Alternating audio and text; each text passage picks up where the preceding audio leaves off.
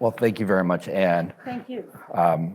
My name is Will Dobson. I'm the co-editor of the Journal of Democracy, and it's my distinct honor and pleasure to be able to talk to Anne tonight a little bit about some of the issues and questions she's raised with us. There's so many things that we could talk about, and unfortunately, a limited time. And some questions were submitted, and I'll try to also corral some of the questions from the audience and bring those into our discussion as well. I think, I'd like to start maybe with something that links both what Damon was saying at the outset and what is really central to the picture you painted tonight. And I know you do follow the news. You know that this is perhaps a tough time for Autocracy, Inc. If you think about it from the perspective of we're into the 11th month of a military campaign that went any way other than how Vladimir Putin thought it would, precisely because of the incredible resilience of the Ukrainian people. We have seen now for much longer than people anticipated, courageous Iranian women leading the fight against a corrupt theocracy, exposing the bankruptcy of that regime's support. And then they have the last week where we see the largest anti-CCP protests that we've seen since Tiananmen Square spreading across the country in dozens of cities. China is no stranger to protest, but having people coming out and specifically denouncing the regime and Xi Jinping on the heels of the Party Congress is an incredible thing. So I guess the question at the outset is just, if we understand Autocracy, Inc. to be linked together as you say, by deals, if not ideals, are there flagging fortunes linked as well? I mean, does trouble in one beget trouble in another? Are they linked on the reverse side in the same way? Yes. Obviously, I don't have a crystal ball, and I can't predict to you how the Chinese regime will react over the next few weeks to what has just happened. We know that police are already going to the homes of some people who were protesting, and we know there have been some arrests, and so it's a little too early to be overly optimistic. But yes, I do think they're linked. Gary Kasparov a few days ago said something, based on no evidence, of course, based on no polling. He said he felt sure that the war in Ukraine was part of the reason why we're seeing the demonstrations in Iran and China. And, this is just a vibe. It's not you can't prove it. But there must be something about watching the Ukrainians resist and watching them resist at enormous cost and watching what they're willing to do to push back against Russia, that, through their VPNs or through the social media messages that get smuggled through the Great Firewall or through the Iranian regime's censorship system, people are hearing that story. We know they're hearing that story. We know they know it, and that has to be inspiring. And it's clearly the case that an Iranian victory, we could have a long conversation about what that looks like, would have a startling effect and would have a domino effect all around the world, as something that's inspirational as well. Equally, try to imagine what would have happened if last February the Ukrainians had not fought, if the Americans had not and the Europeans had not helped them. We would now be looking at a Russia that had expanded up to the Polish border.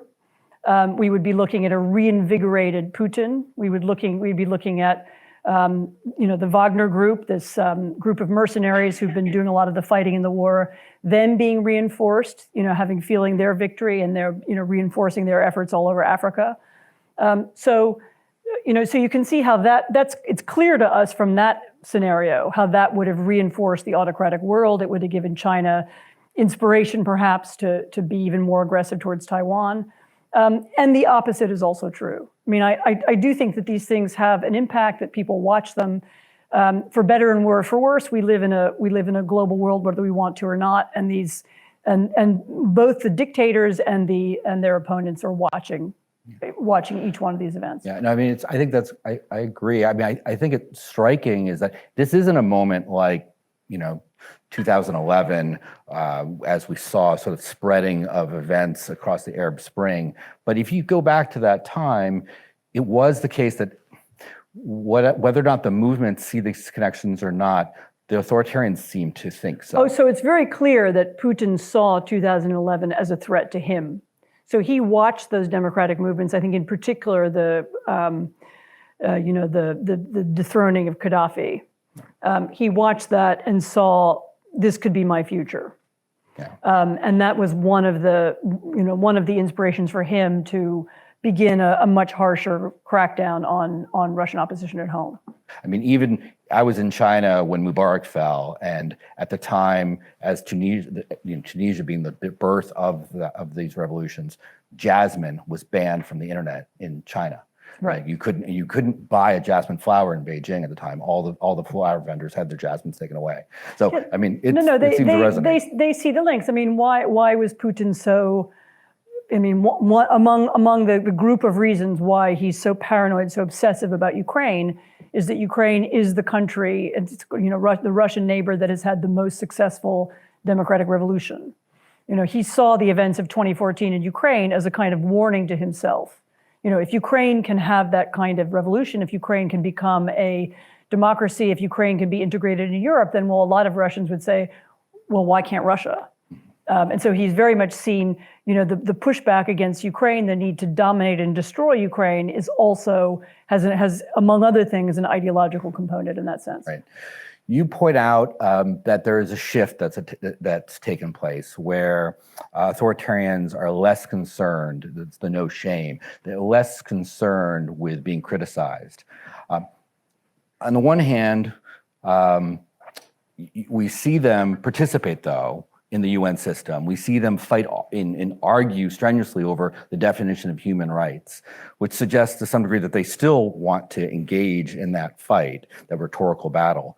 But then there's that moment where what Sergej Popovich was referring to as the Madura model, they shift over and they become more of a Maduro type.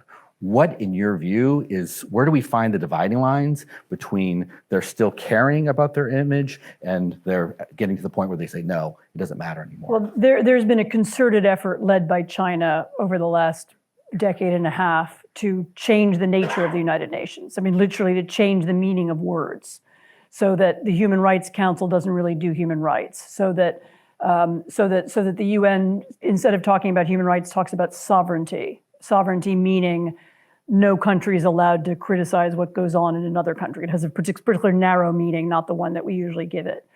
China has made enormous efforts to take over other pieces of the UN system, to identify its Belt and Road policy with UN development policy, to make it seem as if they're the same thing. Their method of dealing with human rights language and with the international institutions that still use it has been to try and kind of undermine it from within. And to the extent that they haven't been able to do that, they eventually, revolt away from it. But, as I said in my remarks, part of the reason they're able to do that, part of the reason they feel this impunity is that they look not so much at the UN system, but they look at the democratic world and they say, well, you criticize us on the one hand, and then the next day, you're trading with us and you're helping us hide our money. And so one of the other things that happened over the last 2 decades is they simply take our language less seriously because they think of us as hypocrites. We don't practice what we preach. We talk out of, in different ways at different times. So it's not just that the human rights language coming from the UN, it's the human rights language coming from the democratic world that simply has less force than it used to. Is there a tipping point, though? Is there a point where, I think back to 2019, and if you go back to that year, every weekend for months and months and months, we saw incredible protests in Hong Kong, millions of people. Before Ukraine, Hong Kong at that time was really the front line of the fight for freedom. And I think on an ongoing basis throughout the year, we thought this might be the point at which Beijing loses its patience and they send in the tanks. But that didn't happen.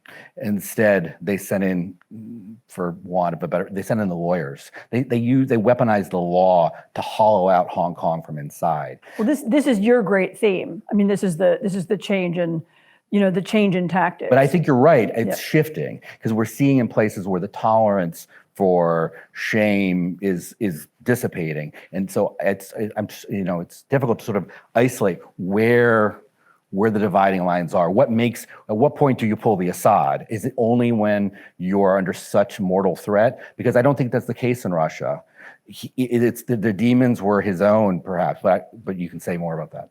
So there is Russia had like some other autocracies around the world, had a system of nonviolent control that worked for a long time, or low violence. The idea was, you kill one journalist once every few years, and then all the others are afraid. You lock up one businessman, and then all the other businessmen are afraid. And that was the kind of system of asserting control, and it didn't involve mass violence or mass arrests. And which, by the way, I think was a system that was used in Central Europe in the 70s and 80s as well. I think that's probably where it comes from. And that worked up until a point.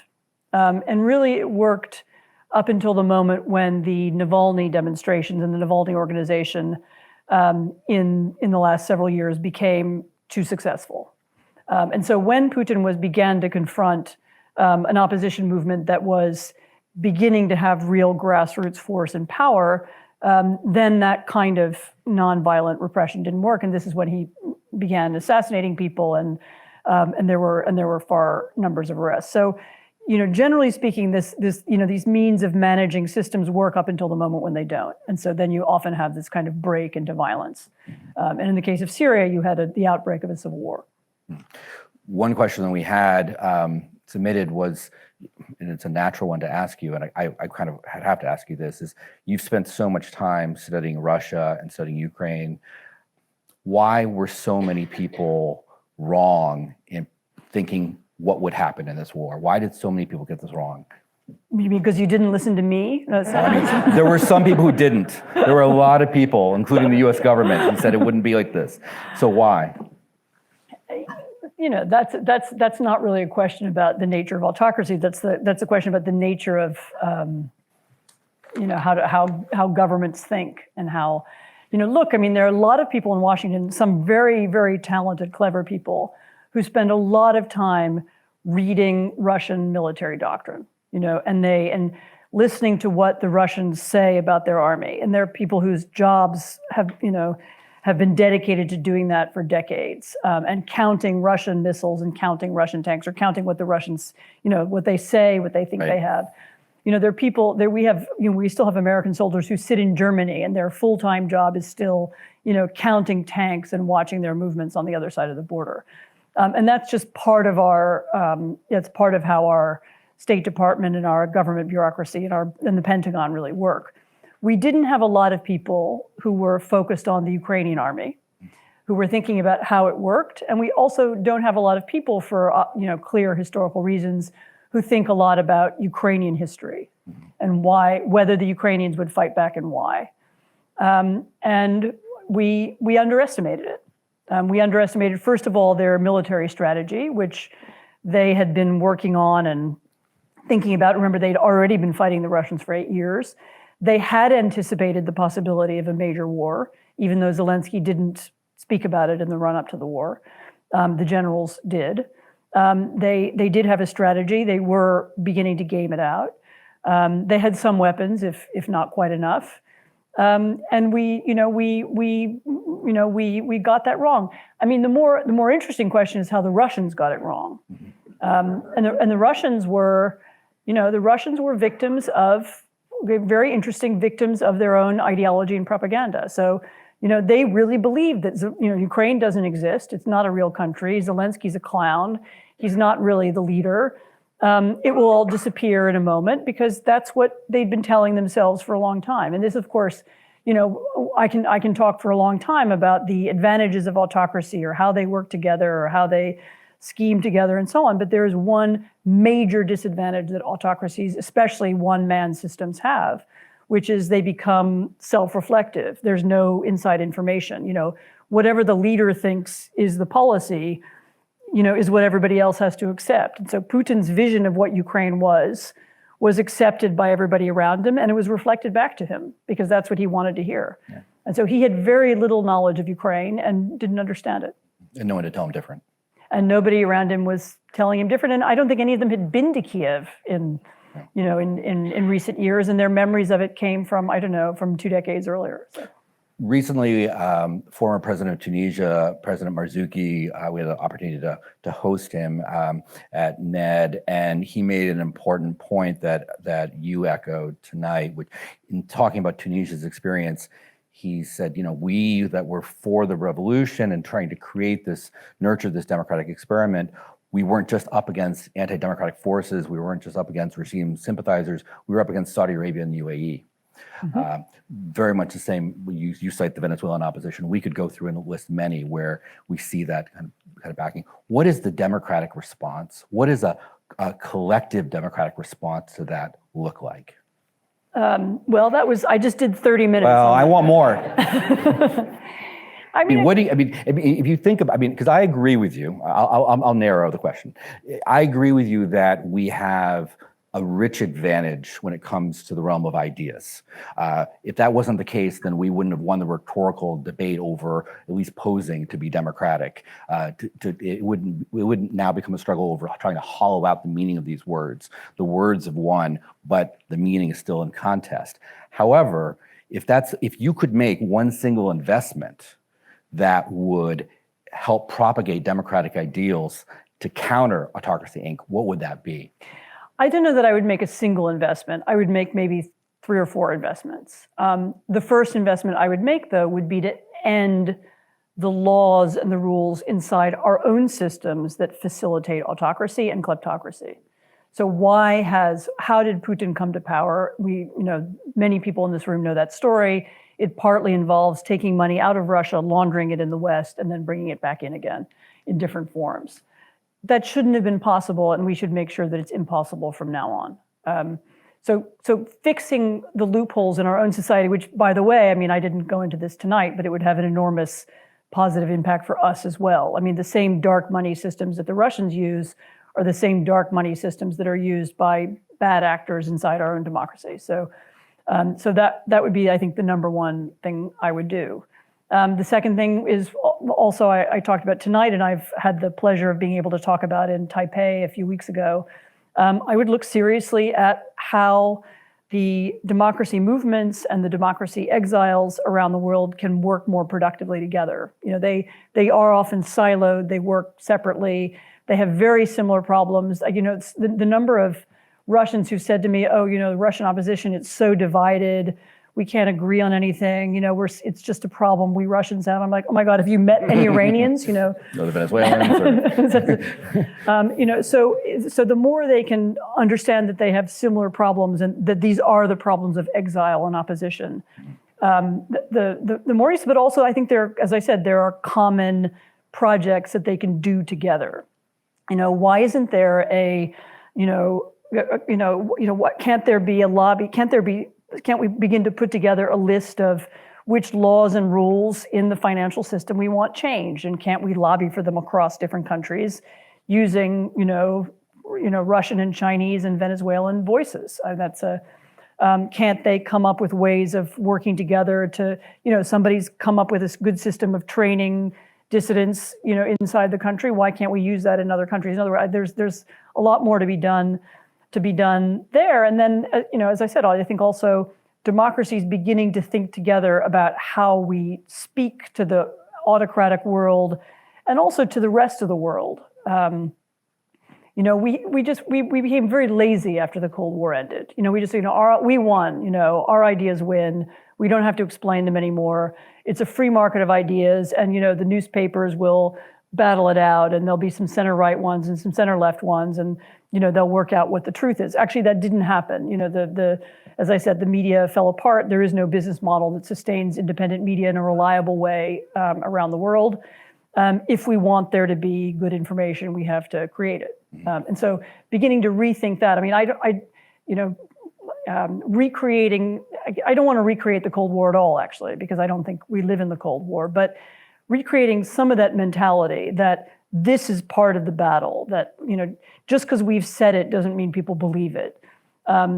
Just because we wrote it in the New York Times doesn't mean that people in South Africa or Zimbabwe or Taiwan heard it in the way we think it did.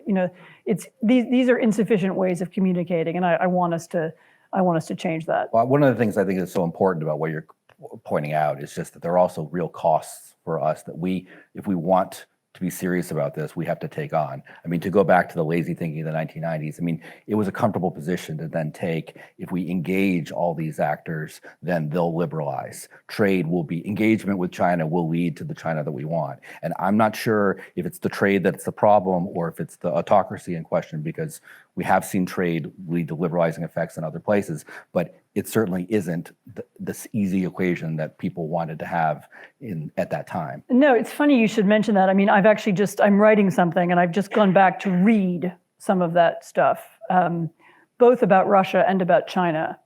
And I was prepared for it to be more cynical than it was, but there was a lot written at the time. And some of it was quite nuanced. There were a lot of arguments, for example, at the moment when China entered the World Trade Organization.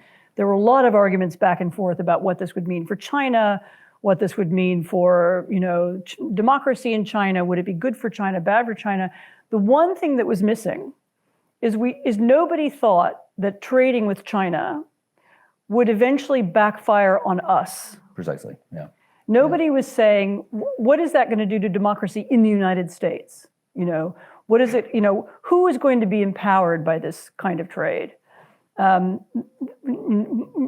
with Russia. There was no thought that, that there would be influence, Russian corruption would come here.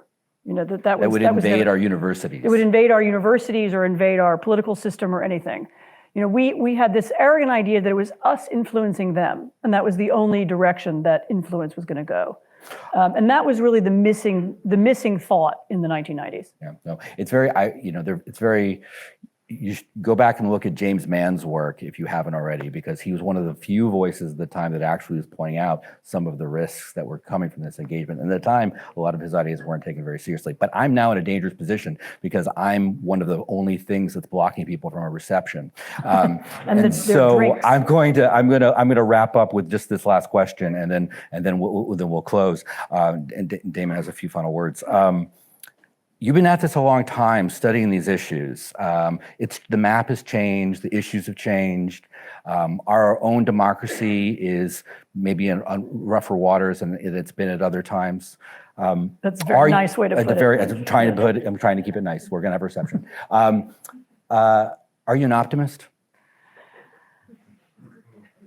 I'm an optimist because I feel that pessimism is irresponsible. Who am I to tell younger people that everything's terrible? What I do to my kids. You